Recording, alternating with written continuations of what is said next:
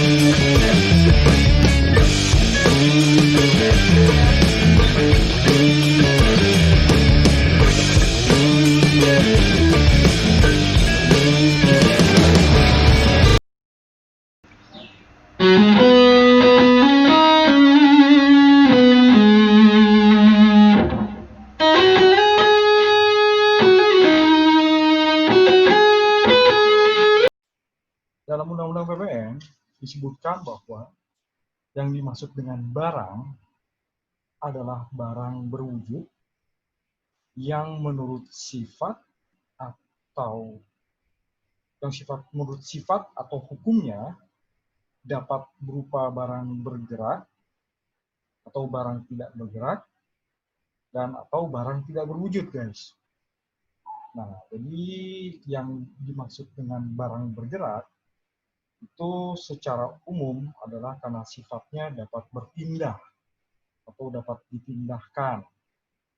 Oke, di sini dapat berupa kapal, perahu, sampan, kincir, tempat minuman kayu yang dipasang di perahu, kendaraan, macam-macam guys ya, barang bergerak ya. Oke, kemudian guys, ada lagi yang namanya barang tidak berwujud. Nah, barang bergerak, oke, barang tidak bergerak, berarti kebalikannya dari barang bergerak ya guys ya. Oke, nah kemudian barang tidak berwujud itu biasanya terkait dengan hak intelektual guys. Jadi di sini penggunaan atau hak menggunakan hak cipta di bidang kesusastraan, kesenian, atau karya ilmiah, paten, desain atau model, rencana, formula, atau proses rahasia, merek dagang atau bentuk haki, hak kekayaan intelektual, atau industrial atau hak serupa lainnya. Bisa juga penggunaan atau hak menggunakan peralatan perlengkapan industrial, komersial, atau ilmiah, atau pemberian pengetahuan atau informasi di bidang ilmiah, teknika, industrial, atau komersial. Lalu pemberian bantuan tambahan atau pelengkap sehubungan dengan penggunaan atau hak menggunakan hak yang tadi ya, yang dapat berupa penerimaan atau hak menerima rekaman gambar atau rekaman suara atau keduanya yang disalurkan kepada masyarakat melalui satelit, kabel, satelit optik atau teknologi serupa, penggunaan atau hak menggunakan rekaman gambar atau rekaman suara atau keduanya untuk siaran televisi atau radio yang disiarkan atau dipancarkan melalui satelit, kabel, satelit optik atau teknologi serupa, dan penggunaan atau hak menggunakan sebagian atau seluruh spektrum radio komunikasi. Oke, kemudian bisa juga penggunaan atau hak menggunakan film gambar hidup, motion picture film, film atau pita video atau siaran televisi atau pita suara atau siaran radio, dan pelepasan seluruhnya atau sebagian hak yang berkenaan dengan penggunaan atau pemberian hak kekayaan intelektual atau industrial. atau hak-hak lain seperti yang tadi sudah disebut. Jadi itulah guys, barang ya dapat berupa barang bergerak, berwujud bergerak, berwujud tidak bergerak, dan barang tidak berwujud. Oke guys.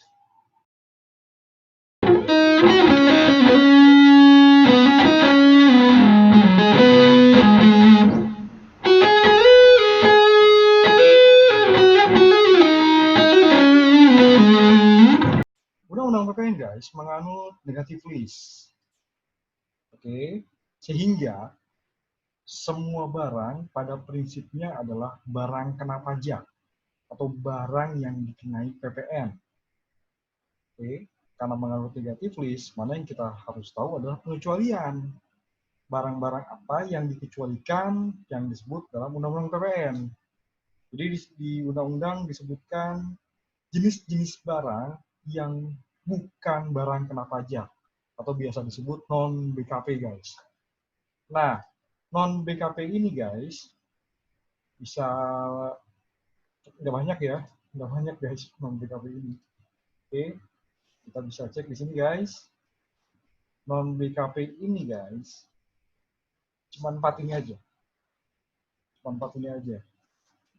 Oke, sekali lagi, kalau kita lihat aturan pajak, nggak bisa dibaca sepotong-sepotong guys. Kita harus lihat keseluruhan. Sini, yang tidak dikenakan PPN atau bukan BKP, cuma 4 ini. Oke, sekali lagi, di luar yang 4 ini, semuanya barang kena pajak yang dikenai PPN. Oke, kita lihat yang pertama dulu di sini, barang hasil pertambangan atau pengeboran yang diambil langsung dari sumbernya. Oke, barang tambang atau barang hasil pengeboran yang memang dari sumbernya langsung. Jadi misalnya PTA, misalnya contoh di sini ya, menambang asbes misalnya, dijual ke PTB. Maka dari PTA ke PTB itu tidak terutang PPN. Kenapa? Karena PTA menjual ke PTB, di mana PTA mengambil langsung dari sumbernya. Kemudian pada saat PTB jual asbes tadi ke PTC, maka jadinya terutang PPN. Kenapa? Karena si PTB ini tidak mengambil langsung dari sumbernya, guys. Gitu ya. Oke, itu yang pertama. Nanti kita akan lihat lagi di sini. Oke, langsung aja deh. Jadi, yang diambil langsung dari sumbernya ini semua, guys. Minyak mentah, crude oil, gas bumi, panas bumi, pasir kerikil, asbes, batu tulis, batu setengah permata, batu kapur, batu apung, batu permata, bentonit, dolomit, felspar, garam batu, halit, grafit, granit atau andesit, gips, kalsit, kaolin, leosit, dan sebagainya. Lalu juga termasuk di sini batu bara sebelum diproses menjadi briket batu bara, kemudian biji besi, biji timah, biji emas, biji tembaga, biji nikel, biji perak, serta biji bauksit. Berarti biji-bijian ya guys ya. Oke. Ya, semua ini adalah barang tambang yang diambil langsung dari sumbernya. Oke. Yang kedua guys, barang kebutuhan pokok yang sangat dibutuhkan rakyat banyak. Oke. Jadi di sini jangan sampai terjebak dengan kata-kata sembako ya guys. Bukan itu yang dimaksud di sini, walaupun beberapa sudah masuk. Oke, apa aja sih yang menurut Undang-Undang PPN dan peraturan pelaksanaannya yang dibutuhkan yang merupakan bahan kebutuhan pokok yang sangat dibutuhkan oleh rakyat banyak. Pertama, beras dan gabah. Lalu jagung, sagu, kedelai, garam konsumsi yang baik yang beriodium maupun yang tidak beriodium. Daging guys, ya di sini ada syaratnya harus daging segar yang tanpa diolah, tetapi telah proses disembelih, dikuliti, dipotong dan lain-lain. Jadi bedakan kambing, oke, kambing. Kambing itu BKP guys. Walaupun ada pengecualian dia dapat fasilitas PPN dibebaskan. Oke, kambing. Nah, supaya bukan BKP, maka kambing itu harus disembelih dulu guys. Dikuliti dulu, dipotong dulu. Jadinya ada daging kambing. Kalau daging kambing bukan BKP, kambingnya BKP guys. Oke, lalu telur, itu telur yang tidak diolah, termasuk telur yang dibersihkan, diasinkan atau dikemas, susu. Di sini susu perah guys. Susu yang tidak diperah berarti BKP ya guys. Apa yang susu yang tidak diperah guys? Oke, susu kedelai. Ya. Jadi di sini yang dilihat adalah susu dari hewan guys. Oke. Lalu buah-buahan, yaitu buah-buahan segar, ya, sayur-sayuran segar, Oke, kemudian ubi-ubian, bumbu-bumbuan, gula konsumsi, guys. Oke, jadi apa yang kurang di sini? Oke, minyak ya kurang ya. Minyak nih biasanya mama tahu banget nih kebutuhan dapur ya. Minyak, apalagi gas ya, nggak ada gas di sini buat masak, guys. Jadi ya dilihat di sini ya ada di undang-undang aja, guys. Jadi nggak semuanya barang kebutuhan pokok tuh seperti yang kita kira. Selanjutnya makanan minuman sajikan di hotel, rumah makan, warung dan sejenisnya. Ini juga bukan objek BKP ya. Oke, di sini meliputi makanan baik minuman yang dikonsumsi di tempat maupun tidak, termasuk makanan minuman diserahkan oleh pemberi jasa boga atau catering, guys. Kenapa? Karena sudah dikenakan untuk makan minum di hotel, restoran, rumah makan, warung itu sudah kena pajak daerah, guys. Bisa pajak hotel, bisa pajak restoran. Sudah kena pajak daerah. Makanya konsepnya begini, guys. Kalau lapangan pajak sudah dimasuki oleh satu pemerintahan, bisa di sini PPN kan pemerintah pusat, maka pemerintah daerah nggak boleh mengatur hal yang sama. Begitu juga sebaliknya. Kalau itu merupakan ranahnya pemerintah daerah, misalnya tadi pajak restorannya, atau dulu PB1, guys, oke, sudah ada di ranahnya pajak restoran, pajak daerah, maka pusat nggak boleh mengenakan hal lapangan pajak yang sama, guys. Jadi makanya di sini udah dibedakan. Makanya undang-undang di sini dengan tegas mengatakan bahwa makanan minuman sajikan di hotel, restoran, rumah makan, warung yang bukan BKP, guys. Oke. Kemudian, guys, ada lagi yang terakhir ya, yang kelima, uang emas batangan dan surat berharga. Kenapa bukan BKP? Karena ini alat moneter, guys. Oke. Jadi kalau misalnya jadikan BKP, repotlah kita pegawai, guys ya. Oke. Kenapa repot? Tiap kali gajian bikin faktur pajak dong berarti. Oke, amin ya guys. Kan kalau kita dibikinkan faktur pajak, kalau kita meminta faktur pajak, berarti kan gaji kita sudah di atas 4,8 miliar setahun, guys. Amin ya guys. Oke, itulah dia bentuk-bentuk yang dikecualikan dari bukan BKP, yang dikecualikan dari BKP ya. Dan kalau bukan BKP berarti tidak terutang BPR.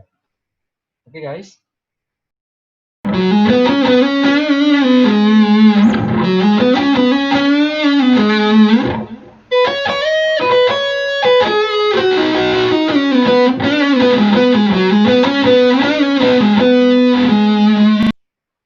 Yang dimaksud dengan jasa dalam undang-undang PPN, guys, itu adalah setiap kegiatan pelayanan. Oke, kegiatan pelayanan berdasar perikatan atau perbuatan hukum yang menyebabkan suatu barang, fasilitas, kemudahan, atau hak tersedia untuk dipakai. Oke, pelayanan di mana barang, fasilitas, kemudahan, atau hak tersedia untuk dipakai, itulah jasa. Oke. Di sini juga undang-undang mengatakan bahwa termasuk jasa dilakukan untuk menghasilkan barang karena pesanan atau permintaan dengan bahan dan atas petunjuk dari pemesan atau jasa maklon, jasa membuatkan suatu produk, guys. Jadi ya jasa itu luas jadinya, guys. Luas sekali. Ya, luas sekali ya. Jadi di sini kembali lagi ya, kegiatan pelayanan menyebabkan suatu barang atau fasilitas, kemudahan atau hak tersedia untuk dipakai. Oke, guys.